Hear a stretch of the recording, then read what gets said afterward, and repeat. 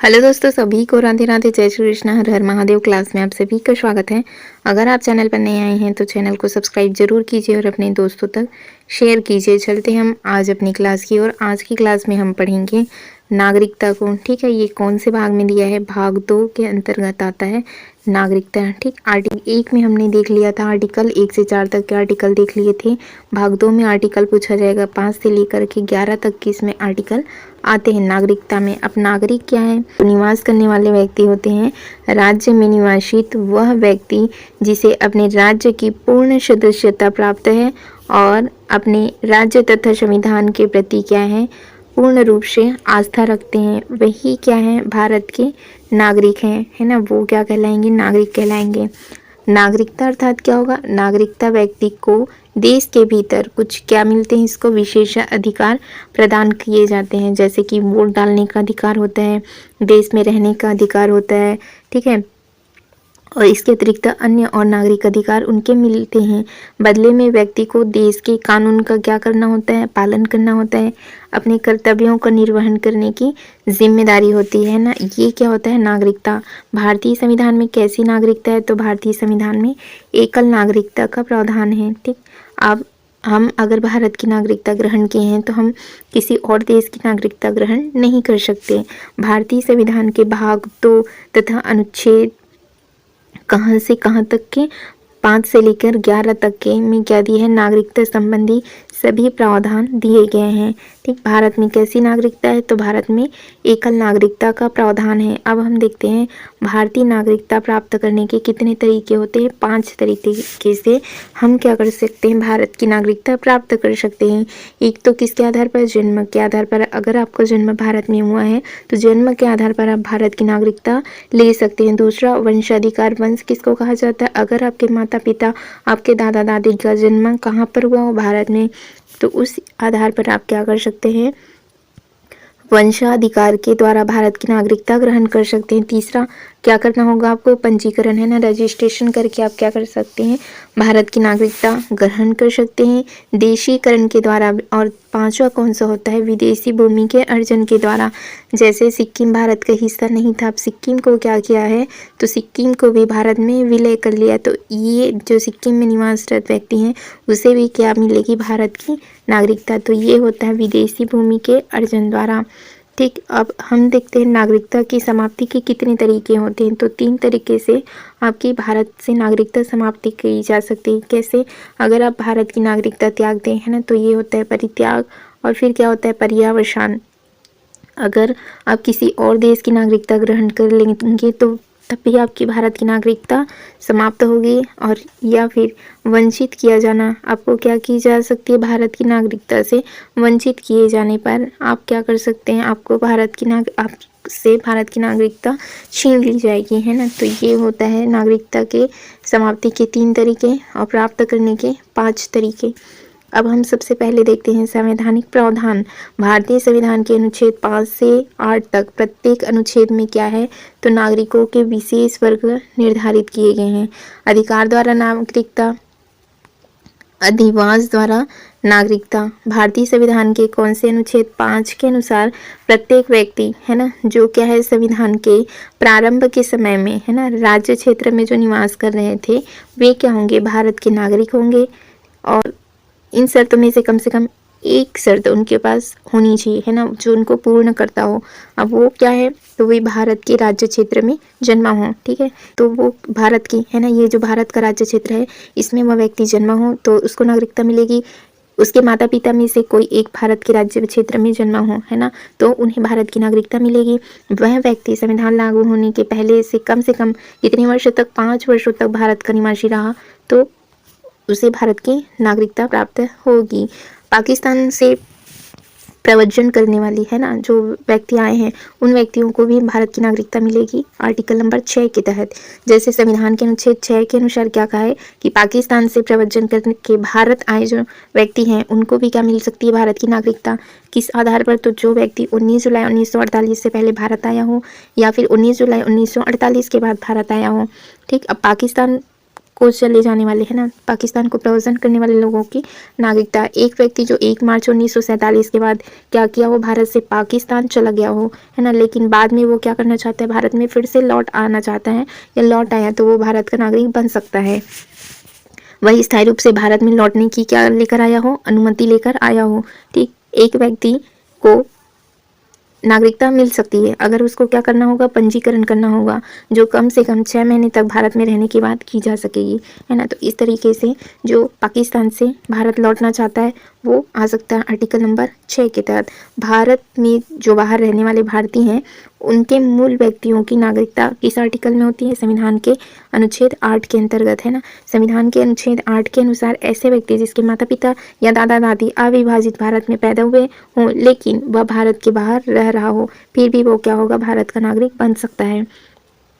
यदि वह अपने निवास के देश में भारत के जो राजनीतिक परिषद के प्रतिनिधि के समक्ष क्या करनी होगी, नागरिकता संबंधी उसको आवेदन प्रस्तुत करनी होगी और उसके आवेदन पर उसको क्या मिल सकती है, नागरिकता का पंजीकरण स्वीकार कर लिया जाएगा। ठीक, आर्टिकल नंबर 9 क्या कहता है कि भारतीय संविधान के अनुच्छेद 9 में यह बताया गया है कि कोई भी व्यक्ति जो स्वेच्छा से किसी विदेशी राज्य की नागरिकता प्राप्त करता है तो वह भारत की नागरिकता समाप्त हो जाएगी उसकी, है ना, वो भारत का नागरिक नहीं रहेगा। आर्टिकल नंबर 9 के तहत अगर किसी और देश से की नागरिकता ग्रहण करेंगे तो आपकी भारत की नागरिकता समाप्त हो जाएगी। Article number 9। आर्टिकल नंबर 10 क्या कहता है कि भारतीय संविधान का एक महत्वपूर्ण अनुच्छेद जो नागरिकता के अधिकारों को निरंतरता से संबंधित है, आपकी नागरिकता बनी रहेगी। जो व्यक्ति पहले से भारत का नागरिकता हो उसकी नागरिकता बनी रहेगी। संसद द्वारा बनाए गए किसी भी कानून के अधीन नागरिकता क्या होगा, नागरिक बना रहेगा, है ना। अगला देखेंगे आर्टिकल नंबर 11 क्या कहता है कि भारतीय संविधान का एक महत्वपूर्ण अनुच्छेद जो संसद को नागरिकता से संबंधित कानून बनाने का अधिकार देता है। नागरिकता से संबंधित कानून कौन बनाएगा, संसद। ठीक है, ये शक्ति किसके पास है, संसद के पास है। और संसद नागरिकता प्राप्त करने, खोने और उससे संबंधित अन्य सभी मामलों पर क्या करेगी, कानून बनाएगी। ये किसके पास अधिकार है, संसद के पास। आर्टिकल नंबर हो गया 11। अब हम देखते हैं नागरिकता अधिनियम कब आया था, 1955 में। 1955 का जो नागरिकता अधिनियम आया था उसमें भारतीय संसद के को अनुच्छेद 11 के अंतर्गत नागरिकता के संबंध में कानून बनाने का अधिकार दिया। इसी के अंतर्गत वर्ष 1955 में क्या आया था, नागरिकता अधिनियम पारित किया गया था। और संशोधन कब कब हुआ, तो 1986 में, 1992 में, 2003 में, 2005 में, 2015 में और एक हुआ था 2019 में। नागरिकता संशोधन अधिनियम 2019 का देखते हैं। नागरिकता संशोधन अधिनियम 2019 एक क्या था, तो भारतीय कानून है ना, जो 2019 में इसको क्या किया गया था, 19 में इसको पारित किया गया था। ठीक, और यह कानून नागरिकता अधिनियम 1955 में संशोधन करता है। कुछ विशेष परिस्थिति में भारत की नागरिकता प्राप्त करने के लिए पात्रता को विस्तृत करता है। नागरिकता संशोधन अधिनियम 2019 किस मुख्य रूप से पाकिस्तान है, अफगानिस्तान है, बांग्लादेश में जो आने वाले हिंदू थे, सिख थे, बौद्ध, जैन, पारसी, ईसाई, धार्मिक जो अल्पसंख्यक थे उनको क्या की गई थी, भारत की नागरिकता प्रदान करनी थी। ये 2019 के नागरिकता संशोधन अधिनियम में यह वर्णित था। ठीक, और इस अधिनियम में अल्पसंख्यक को अवैध प्रवासी के रूप में नहीं मानता यदि वे 31 दिसंबर 2014 को या उससे पहले भारत में प्रवेश कर चुके हों। तो इस अधिनियम में भारत की नागरिकता प्राप्त करने हेतु भारत में जो निवास करने वाले नागरिक हैं उनकी अनिवार्य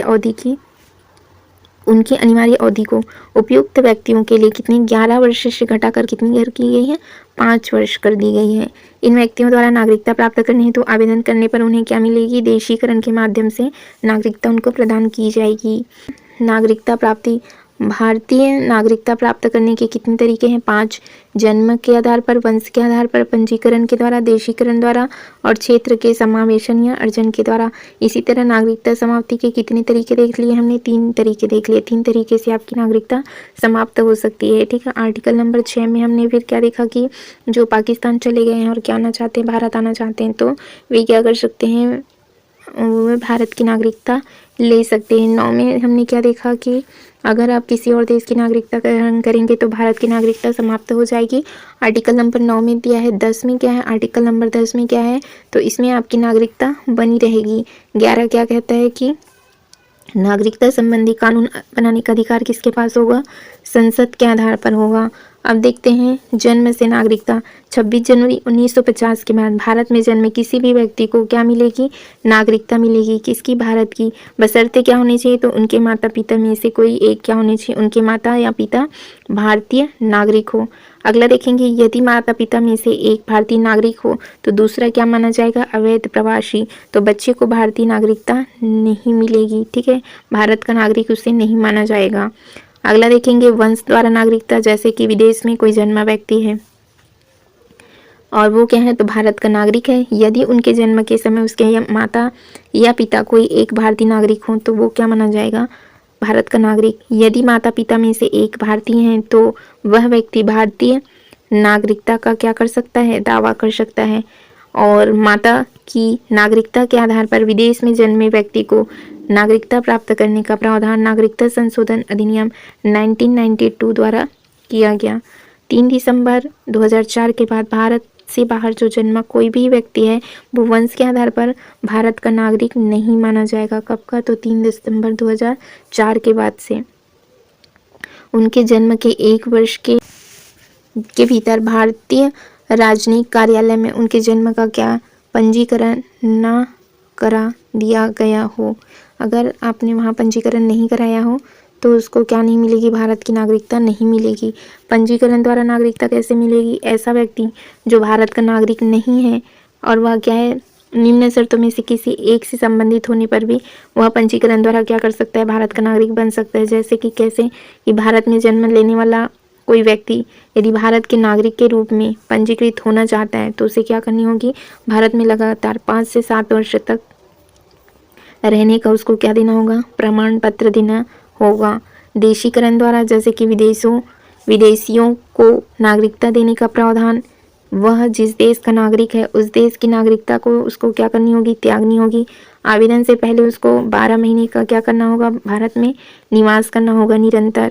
आवेदकों के पास क्या होना चाहिए? अच्छा चरित्र, भारत में रहने की इच्छा होनी चाहिए। भारतीय संविधान की 8वीं अनुसूची में सूचीबद्ध जो भाषाएं हैं उनका क्या होना चाहिए? ज्ञान होना आवश्यक है। संविधान और राष्ट्र के प्रति वो क्या रखता हो? निष्ठा की शपथ, है ना, ये लेनी आवश्यक है। कला, शांति, मानव प्रगति, विज्ञान, साहित्य और दर्शन के क्षेत्र में जो बुद्धिजीवी हैं तत्काल नागरिकता उनको दी जा सकेगी। क्षेत्र का समावेशन या अर्जित क्षेत्र, मतलब जब किसी क्षेत्र को क्या किया जाता है? भारत में शामिल किया जाता है तो भारत सरकार उस क्षेत्र के जो निवासी हैं उनको नागरिकता देने का आदेश जारी करता है। और उदाहरण के लिए जैसे 1974 में सिक्किम का क्या हुआ था? विलय भारत में, तो वहाँ के जो निवासी थे उनको क्या मिली थी? भारत की नागरिकता। नागरिकता की समाप्ति कितनी तरीके से? 3 तरीके से। जैसे कि हमने देखा था कि अगर वह स्वेच्छा से भारत की नागरिकता त्याग करना चाहता है तो त्याग कर सकता है। वयस्क पुरुष अपनी नागरिकता क्या कर सकते हैं? त्याग कर सकते हैं। माता पिता के त्याग पर नाबालिगों को नागरिकता भी उनकी क्या हो जाती है? समाप्त हो जाती है। अगर माता पिता भारत की नागरिकता का त्याग करते हैं, उनका बच्चा नाबालिग है, उस समय उनकी उम्र 18 वर्ष से कम है तो उसकी भी नागरिकता स्वतः ही समाप्त हो जाएगी। युद्ध काल में नागरिकता का आप त्याग नहीं कर पाएंगे। फिर देखेंगे समाप्ति का पर्यवसान। किसी अन्य देश की नागरिकता प्राप्त करने पर भारत की नागरिकता समाप्त हो जाती है आर्टिकल नंबर 9 के तहत। फिर देखेंगे वंचित होना। यह उन व्यक्तियों पर लागू होगा जो क्या करता है? धोखाधड़ी करता है, विश्वासघात करता है ना। जैसे कि कुछ शर्तों के तहत पंजीयन के माध्यम से भारतीय नागरिक वो बन पाएंगे। कैसे? झूठा दस्तावेज देकर, शत्रु देश से संबंध रखता हो या 7 वर्ष या उससे अधिक समय तक भारत में क्या रहा हो? अनुपस्थित रहता है और क्या करता है? संविधान का अनादर करता है तो भारत से उसकी नागरिकता समाप्त हो जाएगी। निवासी की श्रेणी, जैसे कि एनआरआई रहते हैं ना, अनिवासी जो भारतीय रहते हैं, पीआईओ भारतीय मूल निवास का व्यक्ति, और एक होता है ओसीआई जो विदेशी भारतीय नागरिकता रखते हैं। फिर आएगा मौलिक अधिकार, यह हम कल की क्लास में करेंगे। आज की क्लास यहीं तक के लिए रखते हैं friends. Thank you friend, thank you.